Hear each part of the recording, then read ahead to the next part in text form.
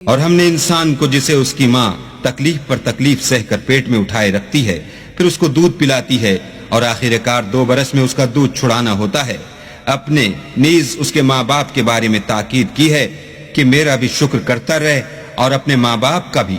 کہ تم کو میری ہی طرف لوٹ کر آنا ہے۔ اور اگر وہ تیرے در پہ ہوں کہ تو میرے ساتھ کسی ایسی چیز کو شریک کرے جس کا تجھے کچھ بھی علم نہیں تو ان کا کہا نہ ماننا، ہاں دنیا کے کاموں میں ان کا اچھی طرح ساتھ دینا، اور جو شخص میری طرف رجوع لائے اس کے رستے پر چلنا، پھر تم کو میری طرف لوٹ کر آنا ہے، تو جو کام تم کرتے رہے میں سب سے تم کو آگاہ کروں گا۔ لقمان نے یہ بھی کہا کہ بیٹا اگر کوئی عمل بالفرض رائی کے دانے کے برابر بھی چھوٹا ہو اور ہو بھی کسی پتھر کے اندر یا آسمانوں میں مخفی ہو یا زمین میں، اللہ اس کو قیامت کے دن لاموجود کرے گا۔ کچھ شک نہیں کہ اللہ باریک بین اور خبردار ہے۔ بیٹا نماز کی پابندی رکھنا اور لوگوں کو اچھے کاموں کے کرنے کا امر اور بری باتوں سے منع کرتے رہنا، اور جو مصیبت تجھ پر واقع ہو اس پر صبر کرنا بے شک کی بڑی ہمت کے کام ہیں۔ اور از راہ غرور لوگوں سے گال نہ پھلانا اور زمین میں اکڑ کر نہ چلنا، کہ اللہ کسی اترانے والے خود پسند کو پسند نہیں کرتا۔ اور اپنی چال میں اعتدال کیے رہنا